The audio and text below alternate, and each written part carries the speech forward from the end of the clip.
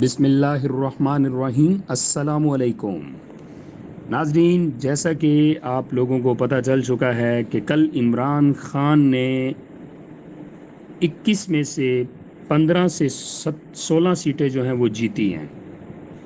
اب اس میں بہت سارے لوگ، میں نے ان کے کمنٹس پڑھے ہیں، وہ یہی کہتے ہیں کہ ہماری بد دعا ہے اس حکومت کو، کیونکہ انہوں نے پچھلے ہمارے بہت سارے ایسے پروگرام ہیں جو انہوں نے بند کیے ہیں۔ اچھا، جتنے بھی احساس کفالت کے دوست ہیں وہ ذرا مجھے کمنٹس کریں، حکومت پاکستان نے کون کون سا پروگرام بند کیا تھا؟ یہ جو شہباز شریف کی حکومت آئی تھی، کیونکہ عمران خان کی حکومت میں کوئی 20 سے 25 پروگرام چل رہے تھے، اور بڑی ہی قابل فخر میڈم ثانیہ نشتر، جو کہ باقاعدہ پی ایچ ڈی تھیں اور بہت زیادہ ٹیلنٹڈ تھیں، اس پروگرام کو لے کے چل رہی تھیں، اور 20 سے 25 پروگرام چل رہے تھے۔ ون ونڈو پروگرام تھا جس میں آپ سارے پروگرام سے استفادہ حاصل کر سکتے تھے۔